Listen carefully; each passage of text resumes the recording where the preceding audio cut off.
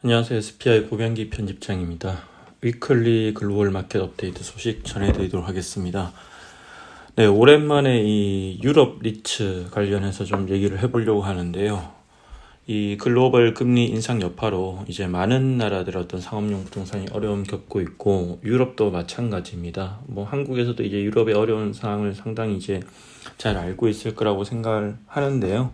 왜냐하면 이제 우리나라 어떤 기관 투자자에 투자했던 유럽 쪽의 부동산 펀드라든지 그리고 리테일 개인 투자자들부터 자금을 모았던 이 펀드들도 많은 어려움을 겪고 있고, 그래서 이제 펀드 만기도 연장하고 대출 만기도 연장하면서 이렇게 한류를 모색하고 있는데, 그러한 어떤 이제 모색이 쉽지 않다는 것을 이제 많이 언론 통해 보도되고 있고, 유럽 자산에서 많은 문제가 발생하고 있다는 게 이제 알려지고 있기 때문에 상당히 이제 익숙할 거라고 생각을 하는데, 오늘 이제 전해드릴 이야기는 뭐 안 좋은 이야기라기보다는 조금 이제 분위기가 좋아지고 있는 그런 어떤 현지 상황을 좀 소개해드리려고 합니다.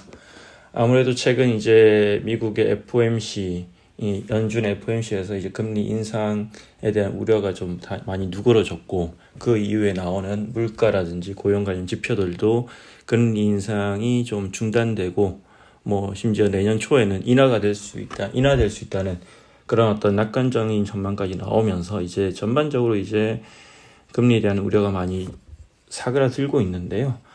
그런 여파로 유럽 리츠 시장도 오랜만에 많이 상승하고 있다. 그런 소식인데요. 이 스톡스 600 리얼 에스테이트 인덱스라고 있습니다. 주로 이제 부동산, 상업용 부동산과 관련된 상장 리츠 아니면 부동산 회사들로 이제 구성된 어떤 지수고요. 이 지수 추이를 보면 상당히 이제 최근에 가파르게 상승을 했고, 실제로도 이제 11월 달에 상승폭이 상당히 컸는데요. 뭐 11월 달 이제 유로 스톡스 600 리얼 에스테이트 인덱스 지수 자체가 지금 보면 총 이제 14.56%나 상승을 했습니다. 한 달 월별 기준으로 보면 2009년 이후로 가장 큰 폭의 이제 상승세를 보였고요.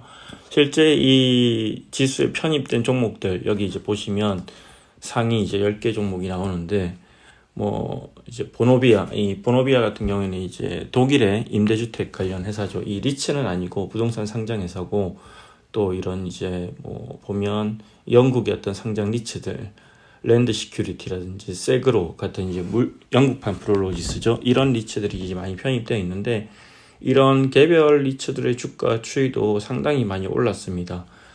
지난 5월 달에 이제 영국을 좀 리츠 때문에 잠깐 다녀왔었거든요. 그래서 영국 이 리츠들은 좀 익숙하기도 한데, 좀 살펴보면 이 브리티시 랜드라고 상당히 이제 큰 어떤 디벨로퍼가 상장한 리츠 같은 경우에도 이제 이 주가 추이를 보면 최근에 상당히 가파르게 오른 게 보이고요. 그리고 이 유나이트 그룹 같은 경우에는 영국에서 흔치 않은 스튜던트 하우징 리츠고요. 이 스튜던트 하우징 리츠가 예전에는 몇 개 있었는데 이런 큰 사모펀드 운용사한테 인수되고 이 상장 폐지되면서 지금 거의 유일하다시피 한 이 스튜던트 하우징 리츠인데, 이 리츠도 상당히 크게 올랐습니다, 최근에. 그리고 영국판 프롤로지스라고 불리는 대형 이제 물류센터 리츠 세그로 같은 경우에도 상당히 큰 폭으로 올랐고, 이런 점들이 이제 좀 최근에 어떤 금리 인상 우려 완화에 바뀐 유럽 부동산 시장의 분위기를 보여주는 것 같아서 한번 소개를 해드렸고요.